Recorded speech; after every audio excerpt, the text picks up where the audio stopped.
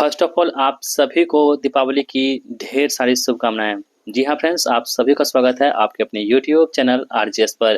दोस्तों, ज्ञान बिंदु चेस अकेडमी द्वारा जो डबल स्टार टेस्ट स्टार्ट की गई है, इसको हम लोग कवर कर रहे थे और इस सिलसिले में हमने आप सभी को सेट नंबर 1, 2 और 3 को हमने कंप्लीट करवा दिया। उसका प्लेलिस्ट हमने ऑलरेडी बना रखा है। जो भी स्टूडेंट इस चैनल पर नए हैं, आपको सभी सेट को देखना है तो प्लेलिस्ट में एक बार जरूर विजिट कीजिएगा। दोस्तों, जो वीडियो में हम लोग सेट नंबर 4 को कवर करेंगे। ये जो प्रैक्टिस सेट है ना, इतना इंपॉर्टेंट है, इसलिए कह रहे हैं क्योंकि आपके एग्जाम के हूबहू पैटर्न के अनुसार ये प्रैक्टिस सेट बनाया गया है। इस वीडियो को आप देखेंगे और देखने के बाद देखिएगा आपका स्कोर कितना बन पा रहा है। यदि आपका जो है ना 65 प्लस आपका स्कोर आ रहा है इस टेस्ट में, तो आप अच्छे ट्रैक पर है। यदि इससे कम आपका आ रहा है तो आपको थोड़ा सा और मेहनत कीजिए इसमें, और आगे जो है इसको मार्क्स को बढ़ाने की कोशिश कीजिए। ये आपके हूबहू एग्जाम के पैटर्न पे है, तो आप अपना जो है क्या आपकी अभी कितने पानी में है आप, इस टेस्ट के थ्रू आप लोग अपने आप को आंक सकते हैं। ठीक है, तो वीडियो को आप सभी लोग लास्ट तक देखेंगे और लास्ट में आप लोग स्कोर भी शेयर कर सकते हो कि आपको इस प्रैक्टिस सेट में कितना स्कोर बना है। चलिए स्टार्ट करते हैं और देखते हैं सेट नंबर 4 का पहला क्वेश्चन क्या पूछा गया है। दोस्तों, सेट नंबर 4 का पहला क्वेश्चन आपके पास है कि राजस्व इकोनॉमिक्स से प्रश्न दे रखा, और इस टाइप के प्रश्न जो है ना आपको सभी एग्जाम में देखने को मिलेंगे। राजस्व घाटा क्या है, प्रभावी राजस्व घाटा क्या होता है, राजकोषीय घाटा क्या होता है, या प्राथमिक घाटा क्या होता है। तो ये जो टर्म होते हैं इकोनॉमिक्स के, आपको इसको ध्यान रखना होगा, तभी आपका सवाल बन पाएंगे। दोस्तों, हम बात करें यहाँ पे कि राजस्व घाटा की बात करें, ये क्या होता है। जब हम राजस्व प्राप्तियों पर राजस्व खर्च की अधिकता होती है, जितनी प्राप्ति होगी उससे ज़्यादा खर्च ही हो जाएगा, तब उसको हम लोग क्या बोलेंगे, राजस्व घाटा कहेंगे। यानी आपके पास 10 रुपये था और आपका खर्च हो गया 12 रुपये, तब इसमें क्या हुआ, तो राजस्व घाटा हो जाता है यहाँ पर। ठीक है, यानी जितना आपके पास पैसे हैं उससे ज़्यादा जो खर्च हो जाती है ना, उसी को हम लोग क्या बोलते हैं, राजस्व घाटा कहते हैं। दूसरा हमारे पास है दोस्तों, यहाँ पे देखेंगे कि प्रभावी राजस्व घाटा किसे कहते हैं। तो प्रभावी जो राजस्व घाटा है, इसको हम लोग क्या कैसे बोलते हैं, तो राजस्व घाटा में से जब पूंजीगत अनुदान हटा देंगे तब जाके क्या बचेगा हमारे पास, प्रभावी राजस्व घाटा बचेगा। तो बी का क्या होगा, ऑप्शन नंबर 3 होगा। राजकोषीय घाटा की हम बात करें अगर, तो राजकोषीय घाटा क्या होता है, तो आप ध्यान रखोगे, कुल खर्च में से जब कुल आय को हम घटा देते हैं तब हमें क्या प्राप्त होता है, राजकोषीय घाटा प्राप्त होता है, यानी कि सी का 4 होगा। अब देखिए प्राथमिक घाटा क्या होता है, तो राजकोषीय घाटा में से ब्याज भुगतान को हटा देंगे तो हमारे पास जो बचेगा उसे क्या बोलते हैं हम लोग, प्राथमिक घाटा कहते हैं। तो यहाँ पे देखो दोस्तों, डी का आंसर क्या होगा, 1 हो जाएगा। तो इस प्रकार हमारा आंसर जो होगा, ऑप्शन नंबर बी इस प्रश्न का बिल्कुल सही जवाब होगा। ठीक है, चलिए आगे बढ़ते हैं हम लोग। वह उपकरण जो विद्युत धारा उत्पन्न करने के लिए इस्तेमाल किया जाता है, उसे हम लोग क्या कहते हैं। देखिए प्रश्न को आपको ध्यान से पढ़ना है यहाँ पर। वह उपकरण जो विद्युत धारा को उत्पन्न करने के लिए इस्तेमाल होते हैं, ना कि मापने के लिए। अगर मापने के लिए लिखा था ना, तो होता कौन सा, अमीटर होता है। लेकिन यहाँ पे उत्पन्न करने के लिए कौन सा ऐसा युक्ति है, कौन सा ऐसा इंस्ट्रूमेंट होता है जो आपको विद्युत धारा को उत्पन्न करता है, वो कौन सा हमारे पास होता है, जनरेटर। ठीक है, ऑप्शन नंबर ए यहाँ पे जनित्र इस प्रश्न का आंसर हो जाएगा। चलिए आगे बढ़ते हैं हम लोग। एक चाबी भरी घड़ी की कमानी में किस प्रकार की ऊर्जा होती है। जब भी एक चाबी भरी घड़ी की कमानी होगी ना, तो इसमें सिर्फ और सिर्फ क्या होगी, स्थितिज ऊर्जा होगी। किस क्या होगी, स्थितिज ऊर्जा होगी। इसलिए आंसर क्या होगा, बी होगा। निम्नलिखित में से किस तिथि को क्रांतिकारियों द्वारा सेंट्रल लेजिस्लेटिव असेंबली पर बम फेंका गया था। तो दोस्तों आप ध्यान रखेंगे कि 8 अप्रैल 1929 को जो है ना, यहाँ पे क्रांतिकारियों के द्वारा सेंट्रल लेजिस्लेटिव असेंबली पर बम फेंका गया था। कब, 1929 में। इसे आप लोग ध्यान रखोगे। दोस्तों, सेंट्रल असेंबली पर जो बम फेंकने वाले क्रांतिकारी थे वो भगत सिंह एवं बटुकेश्वर दत्त थे, जो हिंदुस्तान सोशलिस्ट रिपब्लिकन एसोसिएशन यानी कि HSRA के सदस्य थे। उन्होंने क्या किया था पे जो है सेंट्रल लेजिस्लेटिव असेंबली पर बम फेंका था। कब, 8 अप्रैल 1929 में। इसमें कौन कौन शामिल थे, भगत सिंह और बटुकेश्वर दत्त शामिल थे। इसलिए ऑप्शन बी यहाँ पे आंसर होगा हमारा। अविश्वास प्रस्ताव के संदर्भ में निम्नलिखित में से कौन सा कथन सत्य है। देखिए दोस्तों, अविश्वास प्रस्ताव क्या होता है ना, जब ये अविश्वास प्रस्ताव होता है ना, ये आपको विपक्ष लाता है। अविश्वास प्रस्ताव कौन लाता है, विपक्ष लाता है। किसके विरुद्ध, सत्ता पक्ष के विरुद्ध लाता है। कौन सा, अविश्वास प्रस्ताव। अगर अविश्वास प्रस्ताव पास हो जाता है तो सरकार यहाँ पे गिर जाती है। ठीक है, तो जो है अविश्वास प्रस्ताव इसलिए लाया जाता है कि बहुमत को सिद्ध करने के लिए। यदि मतलब कि जैसे मान लीजिए कि कोई भी विपक्षी दल है, उसको लगता है कि सत्ता पक्ष के पास जो बहुमत नहीं है, तो वो अविश्वास प्रस्ताव यहाँ पे ला सकता है। ठीक है, तो यहाँ पे कह रहा है कि ये अनुच्छेद 77 से संबंधित है। नहीं दोस्तों, ये 77 से नहीं, इसका अनुच्छेद 75 से संबंधित है। यानी कि आपका अविश्वास प्रस्ताव जो ना होता है, वो अनुच्छेद 75 में इसका वर्णन किया गया है। इसे लोकसभा एवं राज्यसभा दोनों में पेश किया जा सकता है नहीं। देखिए, अविश्वास प्रस्ताव जो होती है हमेशा क्या होती है, सरकार के विरुद्ध आती है, और सरकार कहाँ बनती है, तो सरकार लोकसभा में बनती है। इसलिए हम कहेंगे कि ये सिर्फ लोकसभा में पेश की जाती है, ना कि राज्यसभा में। तो ये भी कथन यहाँ पे क्या होगा, तो गलत हो गया। हमको क्या ढूंढना है, सत्य ढूंढना है। इसे विपक्ष के किसी भी सदस्य द्वारा लाया जा सकता है। आपको हम बताएं ना, अविश्वास प्रस्ताव जो होता है वो विपक्ष के कोई भी सदस्य यहाँ पे ला सकता है, अविश्वास प्रस्ताव सत्ता पक्ष के विरुद्ध। तो ऑप्शन नंबर सी यहाँ पे सही होगा। संसद के दोनों सदनों में से 50 प्रस्तावक एवं 50 जो है यहाँ पे समर्थक आवश्यक होते हैं। ये बातें यहाँ पे गलत दे रखी है दोस्तों, ठीक है। यहाँ पे हम बात करें अगर, तो इस प्रस्ताव के लिए जो है अविश्वास प्रस्ताव, इसके लिए लोकसभा से कम 50 सदस्य होना चाहिए। लोकसभा से कितना, तो कम से कम 50 सदस्यों का समर्थन इसमें आवश्यक होता है, ठीक है। तो ये क्या होता है आपके पास, अविश्वास प्रस्ताव के बारे में यहाँ पे दिया है। और जब अविश्वास प्रस्ताव पारित हो जाता है, सरकार गिर जाती है। इसको भी आप लोग ध्यान रखोगे, और लोकसभा में इसे स्वीकार करने का कारण बताना अनिवार्य नहीं है, ये भी आपको ध्यान रखना है। तो ऑप्शन सी यहाँ पे इस प्रश्न का जो है सही जवाब होगा हमारा। चलिए आगे बढ़ते हैं हम लोग। जैव विविधता के संदर्भ में निम्न में से कथन का चयन कीजिए। जैव विविधता के संदर्भ में निम्न में से कौन सा कथन, देखिए जैव विविधता जब भी होगी दोस्तों, जैव विविधता जो होती है वो, ये पोल हो गया, यहाँ पे भूमध्य रेखा हो गया, ठीक है, या विषुवत रेखा आप बोल सकते हो इसे। तो जब भी हम पोल से विषुवत रेखा की तरफ आएंगे, भूमध्य रेखा की तरफ आएंगे, तब क्या होगा, तो जैव विविधता क्या होगी, बढ़ेगी। क्या होगी, बढ़ेगी। या ध्रुवों से भूमध्य रेखा की ओर क्या होती है, बढ़ती है। तो ऑप्शन नंबर बी क्या होगा, इस पे आंसर हमारा हो जाता है। निम्नलिखित में से कौन लेनिन द्वारा घोषित नई आर्थिक नीति का भाग नहीं है। दोस्तों लेनिन ने यहाँ पे जो है ना नई आर्थिक नीति घोषणा किया था। क्वेश्चन से पूछेगा कि जो नई आर्थिक नीति है ये कब आई थी, 1921 में आई थी। किसके द्वारा आई थी, तो लेनिन द्वारा आई थी। अब कह रहा है कि कौन सा इसका भाग नहीं है, तो उद्योगों का वर्गीकरण होगा इसका भाग, ठीक है। विदेशी पूंजी को आमंत्रित करना, ये भी इसका भाग होगा। ट्रेड यूनियन की अनिवार्य सदस्यता समाप्त की गई, ये भी सही है। लेकिन ऑप्शन नंबर ए जो हमारे पास है ना, ये किसानों को कर मुक्त किया गया, ये इसका जो है भाग नहीं है। इसलिए ऑप्शन नंबर ए हमारा यहाँ पे सही जवाब हो जाएगा। आगे बढ़ते हैं। एक माता की वर्तमान आयु का बेटी के वर्तमान आयु से अनुपात 7:1 है। 5 वर्ष के बाद अनुपात 4:1 हो जाएगा।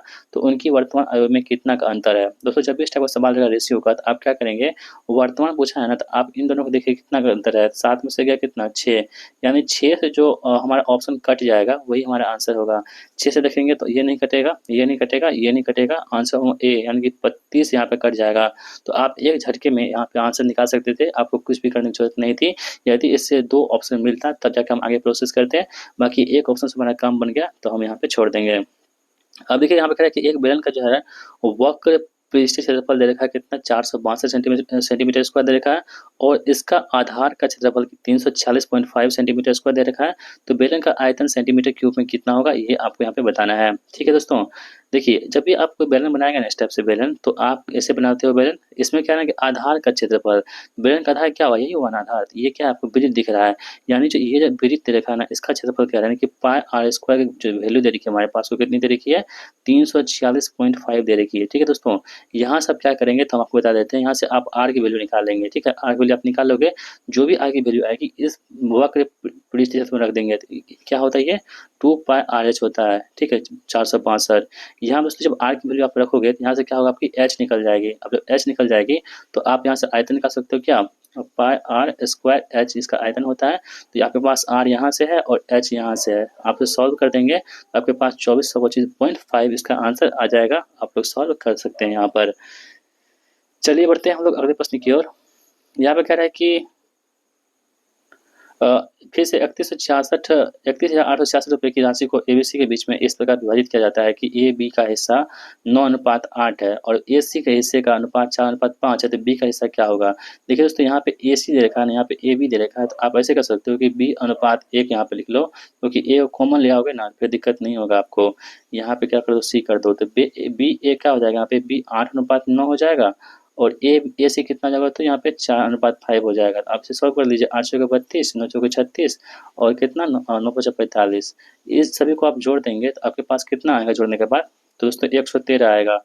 और 113 का ही वैल्यू कितनी दे रखी है हमारे पास, 31,866 दे रखी है। हमको क्या करना है, तो किसकी निकालनी है, तो हमको बी का निकालना है ना, 36 से गुना कर देंगे। किसका निकालना है, बी का हिस्सा ना, 1 सेकंड, कहीं गलती तो नहीं कर दी है? ठीक तो है दोस्तों, बी यहाँ पे है ना हमारा, तो 32 गुना कर देंगे। जब 32 का गुना कर दोगे तो ये कट जाएगा आपको 90, 24 इसका आंसर होगा। ऑप्शन नंबर ए इसका राइट आंसर होगा। आगे बढ़ते हैं, कह रहा है कि John is really good in playing the piano. दोस्तों गुड इन नहीं होता है, जब भी आप कोई इंस्ट्रूमेंट बजाते हो तो गुड एट लगाते हैं, उसमें इन का प्रयोग नहीं करते हैं, इसलिए यहाँ पे जो है यहाँ पे एरर हो जाएगा। ऑप्शन डी में एरर दे रखा था। The test was decorated decorated with candles and chocolates everywhere. अभी सर दीपावली चल रही है दोस्तों, तो आप सभी लोग क्या करते होंगे, अपने अपने फ्लोर को जो है यहाँ पे जो है चॉकलेट कैंडल्स और चॉकलेट से सजाते होंगे ना। तो यहाँ पे फ्लोर दे रखा है, फ्लोर मतलब एक फ्लोर यहाँ पे देखा FLOOR यहाँ पे होगा, FLOUR ये वाला फ्लोर नहीं होगा। ठीक है, चलिए आगे बढ़ते हैं। मुख्यमंत्री मैया सम्मान योजना, देखिए एक योजना हमारे पास जो है ना लाडला भाई योजना, ये महाराष्ट्र का, ये हम जानते हैं। तो सी का 2 आंसर होगा। सी का 2 कहाँ पे दे रखा है? सी का 2 सिर्फ एक ही में दे रखा है, तो आंसर यहाँ पे काम बन गया। इसके अलावा हम बात करें कि मुख्यमंत्री मैया सम्मान योजना ये कहाँ की है, तो ये आपके झारखंड का हो जाएगा। मुख्यमंत्री प्रतिज्ञा योजना की हम बात करें तो ये कहाँ का, बिहार का हो जाएगा। लाडला भाई योजना महाराष्ट्र का, और लाडली बहन कहेगा तो मध्य प्रदेश हो जाएगा। तो योगश्री योजना यहाँ पे पश्चिम बंगाल का हो जाएगा। तो इस प्रकार ऑप्शन नंबर बी यहाँ पे इस प्रश्न का राइट आंसर होता है। बिहार में पुलों की पहचान निम्नलिखित में से कितने अंकों की यूनिक आईडी से होगी? तो बिहार में जो पुलों की पहचान होगी वो 11 अंकों की यूनिक आईडी से होगी। ठीक है, इसको आपको याद रखना है। ठीक है, इसमें जो पहला 3 अंक होगा वो जिला को डिनोट करेगा। ठीक है, पहला जो 3 अंक होगा वो जिला को डिनोट करेगा, उसके बाद NH या SH को करेगा, यानी कि नेशनल हाईवे या स्टेट हाईवे, और फिर बड़े या छोटे पुल और पुल की संख्या को लिखा जाएगा, याद रखेंगे। राणा कुंभा द्वारा निर्मित कीर्ति स्तंभ या विजय स्तंभ की प्रशस्ति के रचयिता कौन थे? तो ये दोस्तों कौन थे? अत्रि और महेश थे। अत्रि और महेश थे। ऑप्शन नंबर डी इसका सही जवाब होगा। निम्नलिखित में से कौन सा राज्य सूची का विषय नहीं है? तो राज्य सूची का विषय देखिए, कृषि और सिंचाई जो आपके पास राज्य सूची का विषय होता है। सार्वजनिक स्वास्थ्य एवं स्वच्छता ये आपके राज्य सूची का विषय होता है। भूमि और भवन पर कर राज्य सूची का विषय होता है, जबकि जनसंख्या नियंत्रण और परिवार नियोजन ये आपके क्या होते हैं? तो समवर्ती सूची का विषय होता है। किसका होता है? समवर्ती सूची का विषय होता है। जनसंख्या नियंत्रण और परिवार नियोजन समवर्ती सूची का विषय होता है, ना कि राज्य सूची का। वाणिज्यिक पत्र कमर्शियल पेपर जारी किए जाते हैं। जो वाणिज्यिक पेपर होते हैं, कमर्शियल पेपर, ये कौन जारी करते हैं दोस्तों? तो आप ध्यान रखोगे, ये उच्च प्रतिष्ठा वाली कंपनी द्वारा, साथ ही में अखिल भारतीय स्तर के वित्तीय संस्थान द्वारा, प्राथमिक डीलर द्वारा और उपयुक्त सभी, यानी सभी के द्वारा यहाँ पे जो है ना आपको वाणिज्यिक पत्र यानी कि कमर्शियल पेपर जारी किए जाते हैं। निम्नलिखित में से कौन सा जलकुंड मुंगेर में स्थित नहीं है? तो भराड़ी कुंड मुंगेर में स्थित है। ठीक है, इसके बाद हम बात करें तो जो पंचतर कुंड है ये भी कहाँ पे है? मुंगेर में है। सीता कुंड तो ये है मुंगेर में। लक्ष्मण कुंड भी कहाँ पे है? तो मुंगेर में स्थित है। लेकिन सप्तधारा जो है ये कहाँ पे है? राजगीर में स्थित है। कहाँ पे? राजगीर में स्थित है सप्तधारा, इसलिए क्या होगा? ऑप्शन नंबर डी इसका आंसर होगा, जो कि मुंगेर में स्थित नहीं है। श्वेत प्रकाश में 7 रंग होते हैं, इस तथ्य की खोज निम्न में से किस वैज्ञानिक ने की थी? तो श्वेत प्रकाश में 7 रंग होते हैं, इसके बारे में बताया था कौन? न्यूटन साहब ने बताया था कि श्वेत प्रकाश में 7 रंग होते हैं। ठीक है, आगे बढ़ते हैं हम लोग। यदि किसी चालक के किसी अनुप्रस्थ काट में से टी में प्रवाहित नेट आवेश Q है, तो इसमें प्रवाहित विद्युत धारा का मान क्या होगा? आपको यहाँ पे बताना दोस्तों। आपने पढ़ा होगा Q बराबर क्या होता है? IT होता है ना। इसी यहीं पे हम क्या करेंगे, तो I निकालेंगे तो Q/T हो जाएगा। और Q/T कहाँ पे रखा है? ऑप्शन नंबर बी में इसका सही जवाब छुपा हुआ है। आगे बढ़ते हैं। यदि कोई रेलगाड़ी 72 किलोमीटर प्रति घंटा चलती है, इसको वीडियो को पॉज कर लीजिए, इसको आप बनाइए। इसका सही जवाब क्या होगा? ऑप्शन नंबर डी यानी कि 35 इसका सही जवाब होगा। ठीक है, संसद के 3 दशक एवं राजनीति की रफ्तीली राहें पुस्तक के लेखक कौन है? तो संसद के 3 दशक और राजनीतिक जो रफ्तीली राहें पुस्तक है, इसके लेखक हो जाएंगे कौन? अटल बिहारी वाजपेयी जी हो जाएंगे। लॉर्ड विलियम बेंटिक के संबंध में असत्य कथन की पहचान कीजिए। इसने सती प्रथा और ठगी प्रथा की समाप्ति की थी, जो कि कथन यहाँ पे बिल्कुल सही दे रखा है। ठीक है, इसने सरकारी सेवाओं में भेदभाव को रोका था। किसने? तो लॉर्ड विलियम बेंटिक ने। इसके समय अंग्रेजी को शिक्षा का माध्यम बनाया गया था, ये भी बिल्कुल सही है। पंजाब का विलय अंग्रेज राज साम्राज्य में हुआ था, ये यहाँ पे लॉर्ड विलियम बेंटिक का गलत हो जाएगा। ठीक है, जो पंजाब का विलय 1800 कब हुआ था? 1849 में हुआ था पंजाब का विलय। ठीक है दोस्तों, ये किसके समय में हुआ था? 1849 में कौन थे? ये थे लॉर्ड डलहौजी के समय में हुआ था। पंजाब का विलय जो हुआ था वो लॉर्ड डलहौजी के समय में 1849 में हुआ था। इस बार पूछे भी गए थे आपको 1275 के दरोगा एग्जाम में कि कब हुआ था। तो 1849 में पंजाब का विलय हुआ था अंग्रेजी साम्राज्य में। किसके समय में हुआ था? तो लॉर्ड डलहौजी के समय में हुआ था, याद रखेंगे। इसलिए ऑप्शन नंबर सी यहाँ पे इसका सही जवाब हमारा होगा। सिखों में पाहुल प्रथा की शुरुआत किस सिख द्वारा किया गया था। जो पाहुल प्रथा है ना, इसकी शुरुआत किसने किया था? तो ये थे हमारे पास सिखों के 10वें गुरु, गुरु गोविंद सिंह के द्वारा यहाँ पे जो है पाहुल प्रथा की शुरुआत की गई थी, जो कि सिखों के 10वें गुरु एवं तथा अंतिम गुरु भी माने जाते हैं। ठीक है, चलिए आगे बढ़ते हैं हम लोग। उत्तरी गोलार्ध में ग्रीष्म संक्रांति आमतौर पर कब होती है? जो उत्तरी गोलार्ध होती है, इसमें जो हम ग्रीष्म क्रांति की बात करें, आमतौर पर कब होती है? 21 जून को यहाँ पे उत्तरी गोलार्ध में आमतौर पर क्या होती है? तो ग्रीष्म संक्रांति होती है, और 21 जून को हम लोग क्या मनाते हैं? तो विश्व जो है योग दिवस के रूप में भी मनाते हैं। आगे बढ़ते हैं। लुप्त संख्या ज्ञात कीजिए। 2 7 दे रखा है, 11 है। यहाँ पे स्टार, यहाँ पे वाट लगा हुआ है, 23 है, 37 है। इसमें कौन सा यहाँ पे रूल अप्लाई होगा, तब जाके सॉल्व होगा, आपको यहाँ पे बताना है।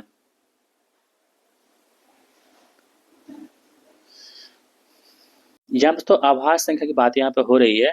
देखेंगे यहाँ पे तो 2 के बाद आभास संख्या कौन सी होती है? 3 होता है, 5 होता है, यानी कि 2 क्या के बाद जो आएगा वो आपको भरना है। तो 11 के बाद आभास संख्या कौन सी आएगी? 11 के बाद आभास संख्या 13 आएगी और 17 आएगी। ठीक है, आएगी ना? तो उसके बाद यहाँ पे कौन सी आएगी? 19 आएगी, वो आएगी। तो आपको ये दोनों को छोड़ना है। यहाँ पर दोनों छोड़ा ना, उसके बाद जो तीसरा था, तीसरा आया था, उसको मैं यहाँ पे लिया था। उसी प्रकार से यहाँ पे 13 17 यहाँ पे 2 को छोड़ेंगे, अगला जो आएगा वहाँ पे लेंगे। 11 यहाँ पे 19 इसका आंसर होगा, जो ऑप्शन नंबर ए में दे रखा है। यहाँ पे प्लस माइनस करना है, बहुत ही आसान प्रश्न होते हैं, इसको आप लोग कर लेंगे। इसका आंसर ऑप्शन में बी 52 हो जाएगा। फिर से एक सवाल दे रखा है दोस्तों यहाँ पे, समूह का चयन कीजिए, श्रेणी को पूरा कीजिए है। 2 3 4, अब तो 5 तो होना है। अब डी 4, फिर आई 5 बढ़ाएंगे, फिर 16 5 16 5 कितना? 16 9 25 होगा। ऑप्शन नंबर बी इसका आंसर होगा। वाई कितना होता है? 25 होता है ना। आगे बढ़ते हैं। हाल ही में नीति आयोग द्वारा जारी राजकोषीय स्वास्थ्य सूचकांक 2025 में बिहार का स्थान कौन सा है? देखिए, राजकोषीय जो स्वास्थ्य सूचकांक है, इसमें जो है ना फर्स्ट स्थान पर उड़ीसा है, और हम बात करें कि बिहार का स्थान कौन सा है, जहाँ पे 13वां स्थान बिहार को मिला है। याद रखेंगे आप सभी लोग। ठीक है, 13वां स्थान किसका है? तो बिहार का है, और पहला स्थान किसका? उड़ीसा है, और दूसरा स्थान किसका है? यहाँ पे छत्तीसगढ़ का है। हाल ही में इंडिया स्किल्स एक्सेलरेटर ISA पहल की शुरुआत किस मंत्रालय द्वारा की गई है? तो स्किल की यहाँ पे बात हुई दोस्तों, तो ये कौन सा होगा? कौशल विकास और उद्यमिता मंत्रालय MSDE के द्वारा यहाँ पे इंडिया स्किल्स एक्सेलरेटर पहल की शुरुआत की गई है। वर्ष 1775 ईस्वी में ब्रिटिश सेना और अमेरिकी उपनिवेश के वासियों के बीच में प्रथम संघर्ष किस स्थान पर हुआ था? तो ये संघर्ष जो हुआ था, प्रथम संघर्ष, ये आपके कहाँ हुआ था? लैंगस्टन में हुआ था। कहाँ पे? लैंगस्टन में हुआ था। हीरे का निरपेक्ष अपवर्तनांक कितना होता है? तो 2.42 जो है यहाँ पे हीरे का अपवर्तनांक हो जाएगा। याद रखिएगा आप सभी लोग। एक कार का पहिया जो सड़क पर चल रहा है, तब क्या होगा? एक कार का पहिया जब सड़क पर चल रहा है, तो स्थैतिक घर्षण ज्यादा होगा, उससे कम काइनेटिक यानी कि होगा। ठीक है, उसके उससे कम कौन होगा? रोलिंग घर्षण होगा, जब पहिया सड़क पर चल रही है तब। तो ऑप्शन क्या होगा? इसका बी आंसर होगा कि संविधान संशोधन के द्वारा भारत में भाषाई अल्पसंख्यक वर्गों के लिए विशेष अधिकारी की नियुक्ति का प्रावधान किया गया है। तो ये संविधान संशोधन कौन सा है? 7वां संविधान संशोधन अधिनियम के द्वारा यहाँ पे 1956 में हुआ था संविधान संशोधन। इसके द्वारा यहाँ पे कहा गया था कि भाषाई अल्पसंख्यक वर्गों के लिए विशेष अधिकारी की नियुक्ति की जाएगी, 7वें संविधान संशोधन 1956 के तहत। निम्नलिखित में से किसने कुतुब मीनार के निर्माण में योगदान दिया था? तो कुतुबुद्दीन ऐबक ने इसका नींव रखा था, और जो उसने पूरा करवाया था, और फिरोज शाह तुगलक ने भी इसे कुछ महलों को बनवाया था। तो यहाँ पे देखेंगे तो जो ए बी डी है ना, ये कुछ ना कुछ करवाए थे, लेकिन मोहम्मद बिन तुगलक का इसमें कोई भी हाथ नहीं था। तो सी जहाँ पे होगा वो हमारा आंसर नहीं होगा, सी जहाँ पे होगा आंसर नहीं होगा, इसलिए ऑप्शन नंबर सी इस प्रश्न का बिल्कुल राइट आंसर होगा। मुगल काल में प्रचलित दहसाला प्रणाली क्या थी? जो मुगल काल में जो प्रचलित दहसाला प्रणाली थी, ये क्या थी? तो एक भू राजस्व प्रणाली थी। कौन सी? दहसाला। ठीक है, ये अकबर के जो था ना दोस्तों, अकबर के दरबार मतलब कि समय में भू दहसाला पद्धति को लागू की गई थी। ये याद रखेंगे। चलिए आगे बढ़ते हैं हम लोग। निम्नलिखित में से किस देश का राष्ट्रीय खेल फुटबॉल नहीं है? तो ब्राजील का फुटबॉल था, ये है। फ्रांस का भी है, मॉरिशस का भी है, लेकिन बांग्लादेश का दोस्तों यहाँ पे जो है ना, ये मतलब कि राष्ट्रीय खेल फुटबॉल नहीं है। अगर हम बात करें बांग्लादेश का क्या है, तो ये कबड्डी है। बांग्लादेश का राष्ट्रीय खेल कौन सा है? कबड्डी। याद रखेंगे आप सभी लोग। चलिए हम लोग बढ़ते हैं अगले प्रश्न की ओर। अगला प्रश्न यहाँ पे क्या कह रहा है, देख लीजिए।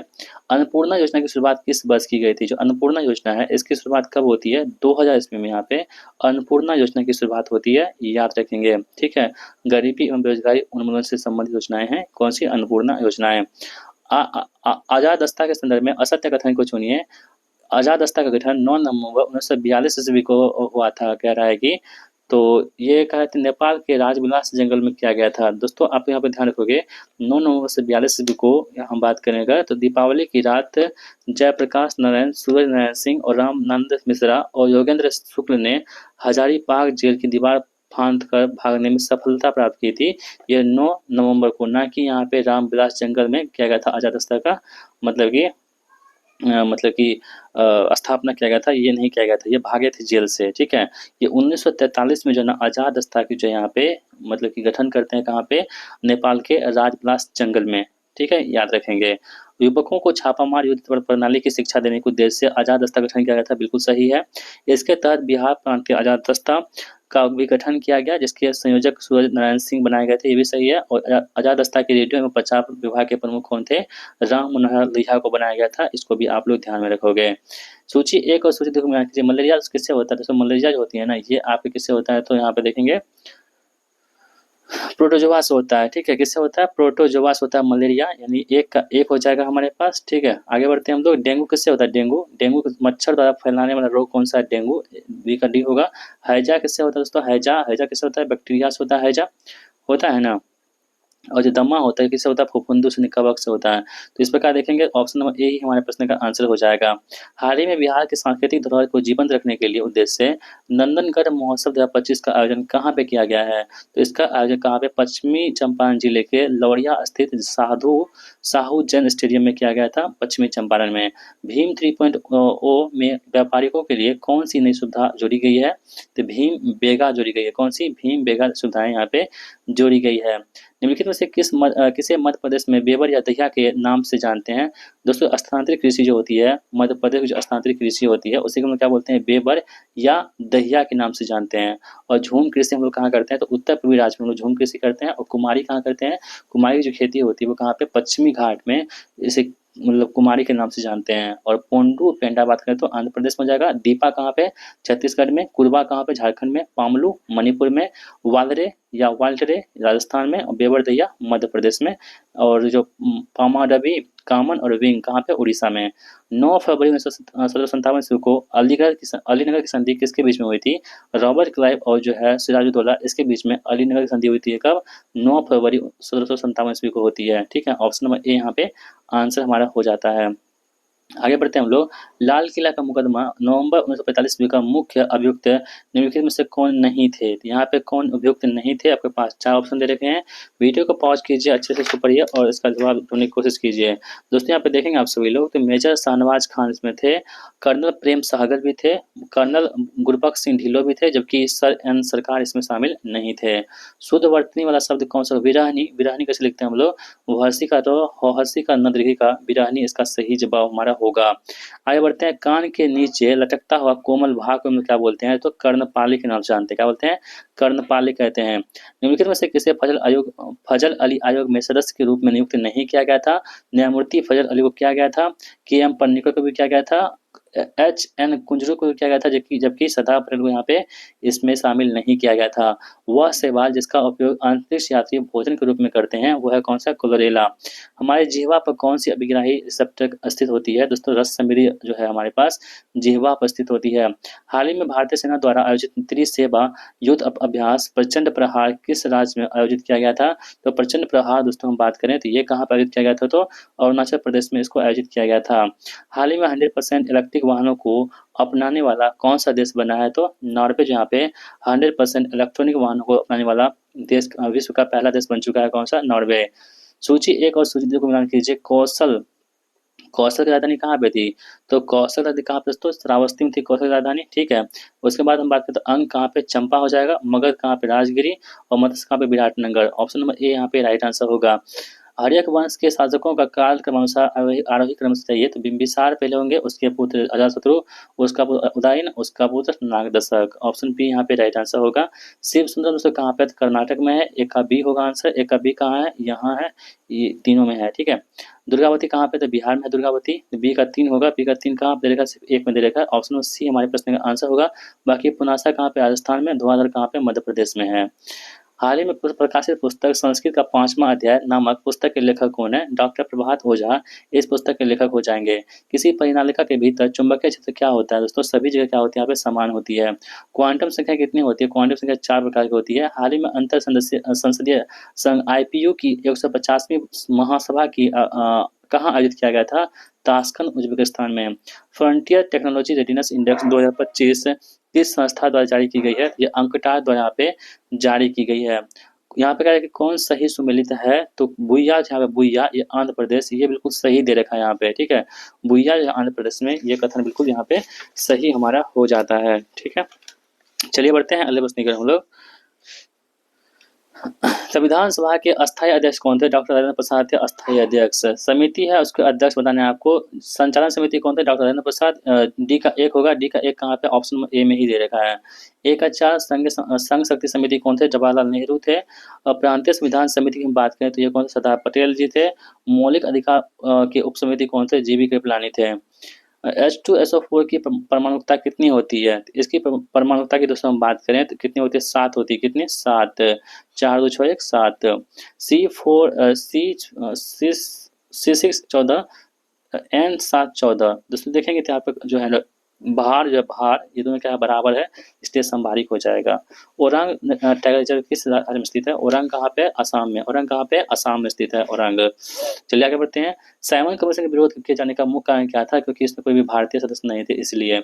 ऑप्शन नंबर बी इसका सही जवाब होगा। निम्नलिखित में से कौन सा कथन भारत शासन अधिनियम 1935 के संबंध में गलत दे रखा है? तो अवशिष्ट शक्ति प्रांतों को दिया गया था। ये कथन यहाँ पे दोस्तों जो है ना, प्रांतीय अवशिष्ट शक्ति जो है ना, अपने गवर्नर को दिया गया था, ना कि प्रांतों को दिया गया था। इसलिए ऑप्शन नंबर बी इस पर सही जवाब होगा। अवशिष्ट शक्ति जो यहाँ पे गवर्नर जनरल को दिया गया था, ना कि प्रांतों को, इसलिए गलत है। बाकी सभी यहाँ पे सही दे रखे हैं। इसको पढ़ लीजिए, यहाँ से क्वेश्चन बनते हैं। हाल ही में किस राज्य के युद्ध स्मारक परिसर में खोंगजोम दिवस मनाया गया? दोस्तों खोंगजोम कहाँ पे? मणिपुर में मनाया गया है। निर्वाचन आयुक्त को पद से हटाया जा सकता है, कैसे? तो निर्वाचन आयुक्त को पद से हटाने के लिए महाभियोग प्रक्रिया द्वारा हटाई जा सकती है। ऑप्शन नंबर डी यहाँ पे राइट आंसर हमारा होगा, महाभियोग।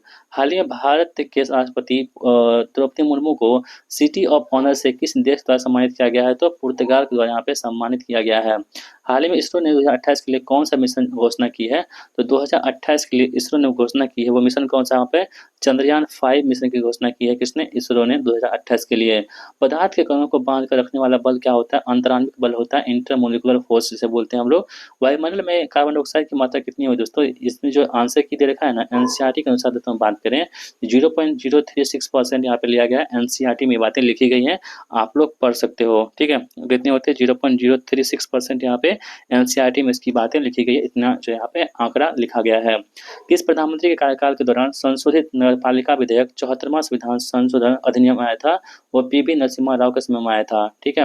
भारत ने छत्र प्रणाली और मुद्रा निर्माण किस विदेशी शासकों से ग्रहण किया है? ये कहाँ दोस्तों? यूनानियों से ग्रहण किया है। संलेखना या संथार शब्द का संबंध किस धर्म से दोस्तों? जैन धर्म से है। संलेखना जो है, संलेखना विधि जो जैन धर्म से है, यानी कि भूखे प्यासे रह करके जीवन को त्यागना संलेखना विधि होता है। बिहार के निम्नलिखित में से कौन सा जिला पायराइट खनिजों के लिए सर्वाधिक उपयुक्त होती है? तो पायराइट दोस्तों कहाँ पे मिलता है आपको? रोहतास में सबसे अधिक जो है पायराइट, देश का सबसे अधिक पायराइट कहाँ पे मिलता है? तो बिहार के रोहतास में ही। हाल ही में कौन सा राज्य अनुसूचित जाति उपवर्गीकरण को औपचारिक रूप से लागू करने वाला प्रथम भारतीय राज्य बन चुका है? वो कौन सा है? तेलंगाना जो यहाँ पे बन चुका है, तेलंगाना। आगे बढ़ते हैं हम लोग। ट्रॉफी दे रखा है, संबंधित खेल दे रखा है यहाँ पे। संतोष ट्रॉफी की बात करें तो ये फुटबॉल संबंधित होगा। सी का आंसर 2 होगा। सी का आंसर 2 कहाँ पर दे रखा है? तो ये दोनों दे रखा है, बाकी ये दोनों यहाँ पर आंसर नहीं होगा। नेहरू कप से बात करें, नेहरू कप, इसका संबंध किससे है? तो नेहरू कप का संबंध किससे होगा? तो बास्केटबॉल से होगा नेहरू कप का संबंध, ठीक है। इसके बाद हम बात करें अगर दोस्तों, तो हमारे पास जो है लेडी रतन टाटा कप, इसका संबंध किससे होगा? तो इसका संबंध हो जाएगा आपके पास, तो एक सेकेंड, अमृत दीवान कप का संबंध किससे है? तो बैडमिंटन से, ठीक है। और जो रतन टाटा ट्रॉफी है, इसका संबंध किससे होगा? तो हॉकी से होगा। संतोष ट्रॉफी का संबंध किससे होगा? तो फुटबॉल से होगा। और नेहरू कप का संबंध बास्केटबॉल से होगा। इस प्रकार आंसर सी हमारा आंसर होगा। हाल ही में मनाए गए विश्व पृथ्वी दिवस 2025 का केंद्रीय विषय क्या है? तो दोस्तों इसका विषय कौन सा? हमारी शक्ति हमारा ग्रह, ठीक है, याद रखेंगे, यानी कि आवर पावर आवर प्लेनेट। निम्नलिखित में से कौन सा अधिनियम वक्फ संशोधन अधिनियम 2025 द्वारा प्रतिस्थापित किया गया था? तो वक्फ अधिनियम 1995 को यहाँ पे प्रतिस्थापित किया गया था 2025 में। प्रोड्यूसर गैस एक मिश्रण होता है किसका? तो कार्बन मोनोऑक्साइड और जो नाइट्रोजन गैस का मिश्रण होता है कौन सा? प्रोड्यूसर गैस, याद रखेंगे। कवक की कोशिका भित्ति किसकी बनी होती है? तो कवक कोशिका भित्ति जो होती है वो काइटिन की बनी होती है। प्राक्कलन समिति के सदस्य चुने जाते हैं कहाँ से? केवल लोकसभा से जो है प्राक्कलन समिति के सदस्य चुने जाते हैं कहाँ से? केवल लोकसभा से। इसमें कितने सदस्य होते हैं? तो 30 सदस्य होते हैं, केवल लोकसभा से चुने जाते हैं। ठीक है। काली मिट्टी किस फसल के जो उत्पादन की सर्वाधिक उपयुक्त होती है? तो कपास के लिए काली मिट्टी। मसाई जनजाति कहाँ पाया दोस्तों? अफ्रीका में आपको मसाई जनजाति देखने को मिलती है। कहाँ पे? अफ्रीका में मसाई जनजाति। किस स्तंभ के ऊपर घोड़ा का आकृति मिलती है? तो रोमनदई स्तंभ में क्या होता है? यहाँ पे घोड़ा की आकृति देखने को मिलती है रोमनदई स्तंभ में। हाल ही में उत्तराखंड राज्य में स्थित सिलग्यारा सुरंग का नाम बाबा भूखनाथ टनल रखा गया है। जीवों के द्विनाम पद्धति के दो घटक कौन कौन से हैं? वंश, नाम और जाति विश्लेषण। मेरुज्जु को सुरक्षा प्रदान कौन करती है? तो केसुलुक दंड द्वारा यहाँ पे मेरुज्जु को सुरक्षा प्रदान की जाती है। निम्नलिखित में से कौन भारत चीन के मध्य पंचशील समझौते का भाग नहीं था? तो गैर पास जो है पारिता ये पंचशील समझौता का भाग नहीं था। ठीक है दोस्तों। दोस्तों हम बात करें तो ये गुजराल सिद्धांत का भाग था। किसका था? ये गुजराल सिद्धांत का भाग था। बाकी सभी जो आप देख पा रहे होंगे ऑप्शन को, सभी सभी क्या थे? पंचशील समझौते के भाग थे। हाल ही में रणजी ट्रॉफी 2025 किसने जीता है दोस्तों? विदर्भ ने जीता है। किसको हरा करके? केरला को। मानव शरीर में होता है कितना? लगभग 70% पानी मानव शरीर में होता है। मादा जो है मानव में निषेचन कहाँ होता है? फैलोपियन ट्यूब में यहाँ पे निषेचन होता है। हाल ही में आयोजित छठा बिम्स्टेक शिखर सम्मेलन 2025 का आयोजन कहाँ हुआ था? थाईलैंड में हुआ था, राजधानी बैंकॉक में। निम्नलिखित में से कौन सी धातु हमारे शरीर में रक्त का थक्का जमाने के लिए उत्तरदायी होती है? तो कैल्शियम जो हमारे पास है शरीर में, वो रक्त के थक्का जमाने के लिए उत्तरदायी होते हैं। श्वसन भागफल 1 से कम नहीं होता है। किसमें? कार्बोहाइड्रेट में जो है श्वसन भागफल 1 से कम नहीं होता है। अगर हम बात करें प्रोटीन में कितना होता है श्वसन भागफल? 0.8 होता है। किसमें? प्रोटीन में। वसा में कितना होता है? तो 0.7 होता है वसा में। और जो सामान्य भोजन होता है इसमें कितने होते हैं? श्वसन भागफल 0.85 होता है। इस सभी को आपको ध्यान में रखते हुए चलना है। गरीबी मापने के लिए गठित निम्नलिखित समितियों को क्रम से सजाइए और स्थापना वर्ष के आधार पर बताइए। देखिए जो सबसे पहले दोस्तों आया था ना, वो कौन सा हमारे पास होगा? यहाँ पे हम बात करें ऑप्शन के अनुसार तो वो कौन सा हमारे पास होगा? वायबी अलग समिति। ये कब बनी थी? तो 1979 में ये बनी थी वायबी अलग समिति। ठीक है। अब देखिए लकड़वाला समिति की तो हम बात करें तो ये कब बनी थी? तो 1989 में बनी थी। अपनी रिपोर्ट सौंपी थी कब? 1993 में अपनी रिपोर्ट को इन्होंने सौंप दिया था। रंगराजन समिति की बात करें, रंगराजन समिति,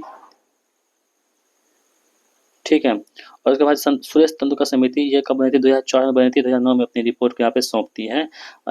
ये क्या बोलते हैं इसको?